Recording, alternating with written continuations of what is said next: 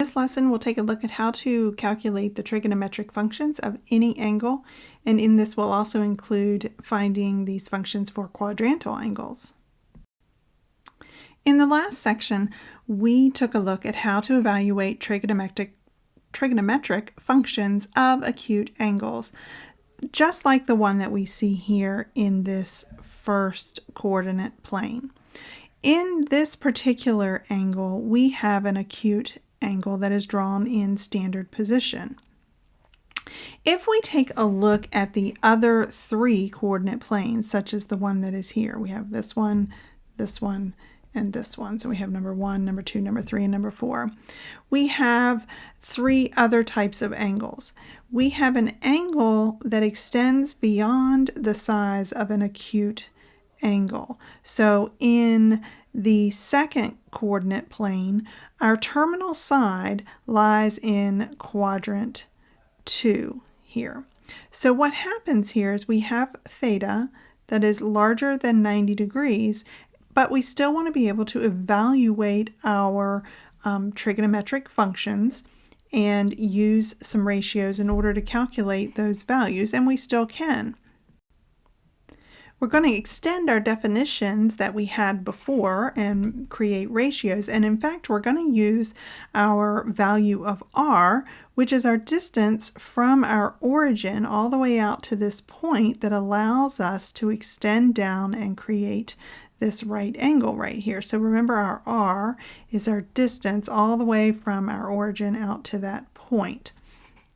So in this angle, in our third coordinate plane, we have an angle that starts here and comes around, and that's an even larger angle, and our terminal side ends up in quadrant 3.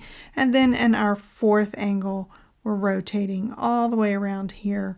We're getting even larger, and we end up in quadrant 4. So still we have our radius r, which is our distance from our origin all the way out to this point right here. Now, what remains the same is we have this point P that has coordinates x and y. So our P has coordinates x and y, which we had before. And we already know how to use those coordinates. We've learned that already. So let's take a look here how we can extend our definitions to calculate our 6 trig functions.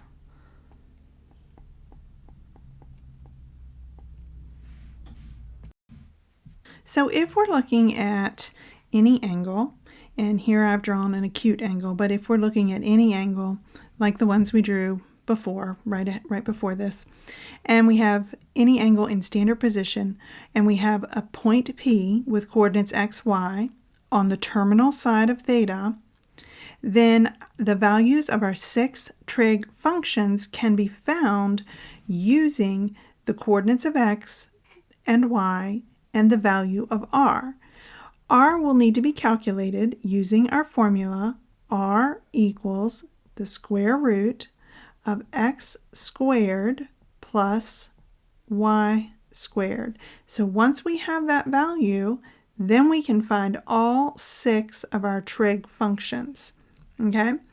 This r value is the distance from 0, 0, from right here, all the way out to right here, to xy. So that's the distance from 0, 0 to xy. And the value of our 6 trig functions are going to be the sine of theta is going to be the ratio of y over r. So that's why we need that r value.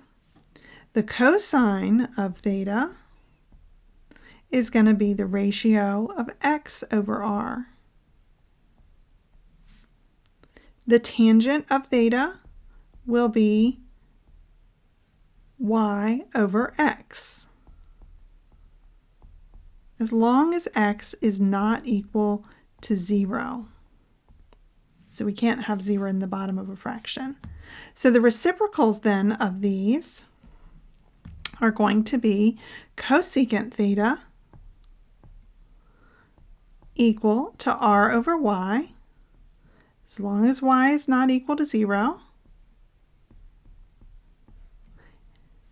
Secant theta r over x, as long as x is not equal to 0, and cotangent theta is going to be equal to x over y, as long as y is not equal to 0. So let's take a look at an example. So let's say we have point P at -3, -5, which is down here, and it's on the terminal side of theta. Find each of the 6 trigonometric functions of theta. So that means our terminal side is coming down through here. That's not a straight line, and it didn't go through P, but we're going to pretend like it did. That means our angle is coming around here like this, all right? So our R is going from, let me get a different color here. Our R is going from here to here. So here's our R value right there, okay? So what we need to do in order to calculate our 6 trig functions, we need 3 values. There are 3 values that we need. We need x, y, and r. We have 2 of those values. We have x, which is -3. We have y, which is -5, but we need r. R we can calculate with a formula. R is going to be, if you remember, R equals the square root of x squared plus y squared. So if we plug that in, we can find the value of r. So r is going to equal the square root of -3 squared plus -5 squared. Go ahead and just work that through, and we're going to get 9 plus 25. And you're going to go ahead and keep that under the radical since it's not a perfect square, because we want to keep the exact value. And if we were to try to take that square root, we don't get an exact value, and we would then just be using an approximation. So we want to just go ahead and keep square root 34 and keep that in our ratio as we work through. So let's go ahead now and just find our 6 trig functions. We have x equal -3. Sometimes I like to just jot these down so I can just reference them really fast. And r equals square root 34. All right, there's my 3 values that I need. So if I'm going to find the sine of theta, then I need to put y over r, which means I need -5 over square root 34. Now remember, you can't have a radical in the denominator, so I need to rationalize that denominator, which means I need to multiply top and bottom by the radical. When I multiply a radical times itself, it gets rid of that radical. So I have 34 on the bottom, and I have -5 square roots 34 on the top. So there is my sine function.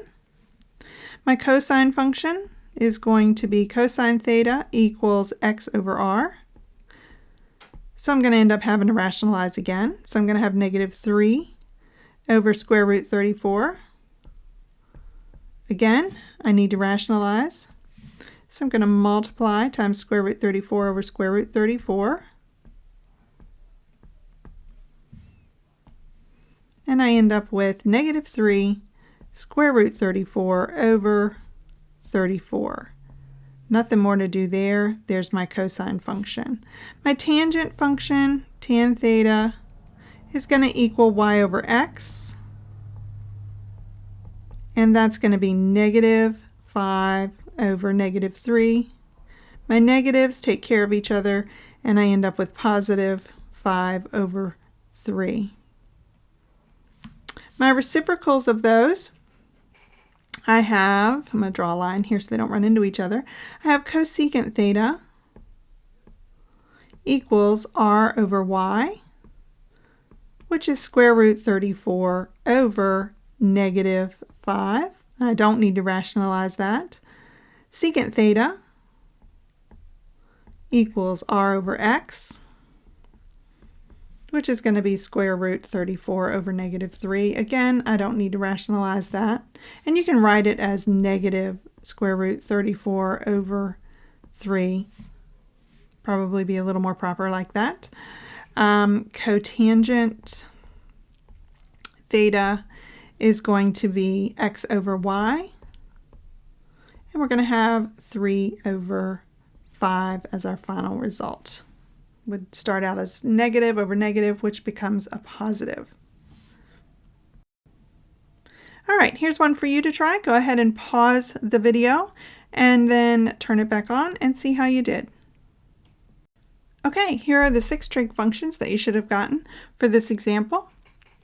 If you weren't able to get these values, maybe take another look at the example preceding this one and see where you went wrong. Make sure you were rationalizing your denominator and using the correct values for x, y, and r. For r, you should have gotten r equals square root 10.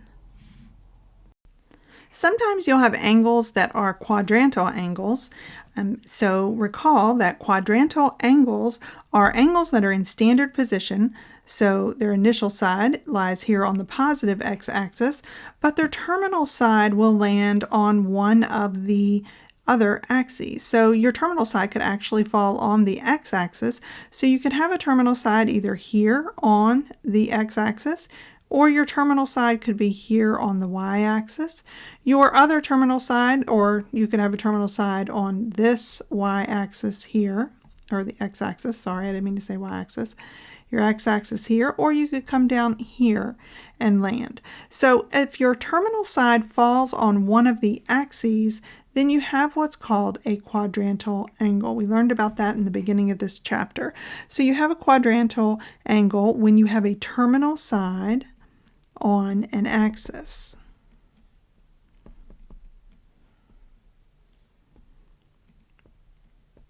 And when that happens, you have a special situation in that you need to pick your point to use for your x and y coordinates in order to evaluate your 6 trigonometric functions. But other than that, nothing really changes. So to evaluate quadrantal angles, the first thing to do is to determine the axis on which the terminal side lies. So you will have 4 situations. Your axis will either be right here. Your terminal side's either going to lie right here, it's going to lie right here, it's going to lie right here, or it's going to lie right here. All right, those are your 4 situations. So based on the axis, you will select a point to use for your x and y coordinates. So it's always a good idea just to select with a radius of 1 because that's much easier to evaluate. And what I mean by that is you will select your point to use as your P for your x and y. So for here, you would select right here, and you would let P equal 1, 0. Because you're not going anywhere on the y-axis, you're only going out 1 on the x-axis. If you are in situation number 2, you would select the point here. You would select P equals 0, 1. So here's your choices. In the first case, you're going to select 1, 0. Next, you would choose, if it's going up at 90 degrees, you would select 0, 1. If you're over here in this one, we're going to come to right here. So our P is going to be -1, 0. And in the last case, we're going to select right here, which means we're going to have our P be equal to 0, -1. Once we've determined which axis we're on, and based on the axis, we choose our point with a radius of 1 for ease. Once we pick that point, we evaluate our 6 functions using the x and y values of one of the points, of the point that we chose, and then move on from there. So we would use these, and that would give us our r value, and we can then evaluate our 6 trig functions. So let's take a look at how that works with an entire problem. So let's evaluate, if possible, let's just do the cosine function and the cosecant function. We don't need to do all 6 at the quadrantal angle of theta equal to 0 degrees, which is equal to 0. So what that's actually saying is I'm sitting right here on this axis. All right, so I've determined that I am at 0 degrees and I'm on that axis, which means I'm going to pick the point right here. So I'm going to let my P be equal to 1, 0. So that means my X equals 1, my Y equals 0. So if I were to do all the calculations, which I don't really need to do, for x squared plus y squared, I would get square root of 1 squared plus 0 squared equals square root 1 equals 1. As we said, we were using a radius of 1. That means r equals 1. So now we have our r value, which equals 1. So now we can find our functions that we are looking for. So we're only looking for the cosine function and the cosecant function in this problem, just because we don't need to go through all 6 this time. So our cosine function, cosine of theta, is equal to x over r. Our x value is 1. Our r value is also 1. So at cosine of 0, our value is 1. Our cosecant of theta is going to be r over y, which equals 1 over 0. Anything divided by 0 is undefined, so that is an undefined value. So cosecant at 0 degrees is an undefined value. Let's take a look at another one. So let's evaluate, if possible, the cosine function and the cosecant function at 90 degrees. So at 90 degrees, we're talking about coming up here. So we need to figure out our p-value. Our p-value is going to be sitting right here. So we're going to let p equal 0, 1. That means our x is equal to 0. Our y is equal to 1, and again our r is going to equal 1. So when we're talking about cosine theta, we're talking about x over r. So we're talking about 0 over 1, which equals 0. If we're talking about cosecant theta, we're talking about r over y, and we're talking about 1 over 1 in this case, which equals 1.